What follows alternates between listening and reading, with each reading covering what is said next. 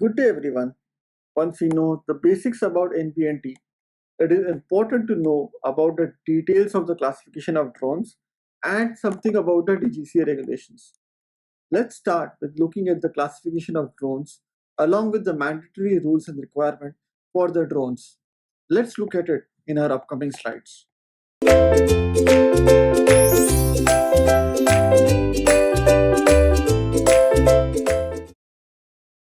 Drones are classified based on the maximum takeoff weight.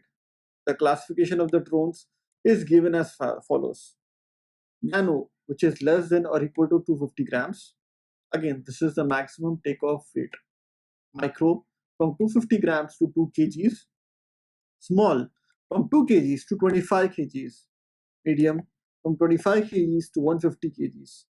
And large, greater than 150 kgs.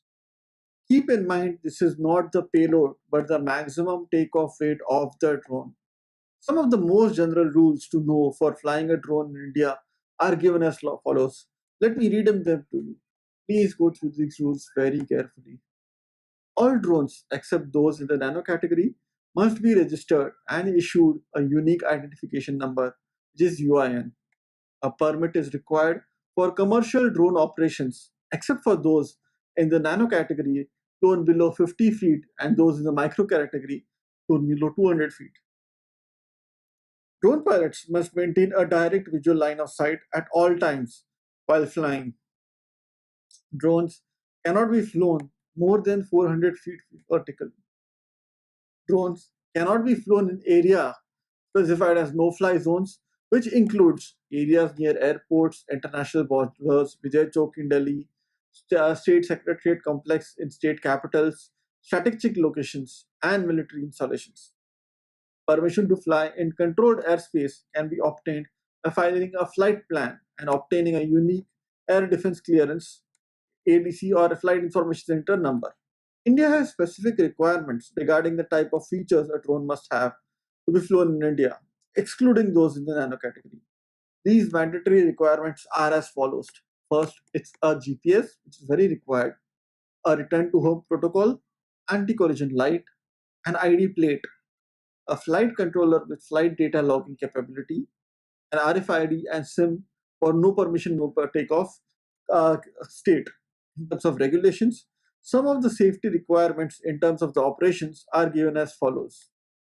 Before commencing a flight, a drone operator is required to carry out a safety risk assessment to include hazard identification, determination of severity and likelihood of hazard on the operation, mitigation measures to reduce the risk identified, and verification of mitigation actions of the RPA operations, including that of launch or recovery sites.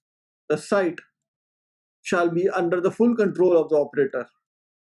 Designated safe areas should be established by the RPA operator for emergency RPA landing and flight terminations. The takeoff and the landing areas should be properly segregated from public access. For operations in the controlled airspace, the remote pilot shall establish and maintain contact with the ATC prior to entering the controlled airspace. No person shall act as a remote pilot for more than one RPA operation at a time. If two or more persons are available as remote pilots for a flight, at any given moment, there shall be only one person acting as a remote pilot in command. RPAs shall at all times give way to manned aircraft. RPAs shall not discharge or drop substance unless specially cleared, and this is mentioned in the UAOP. RPAs shall not transport any hazardous material such as explosives or animal or human payload. RPAs shall not be flown in a manner to cause danger to any person or property.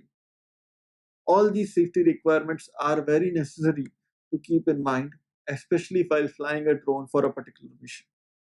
We'll be looking at much of these regulations later also in our other lectures. Do have a look at them.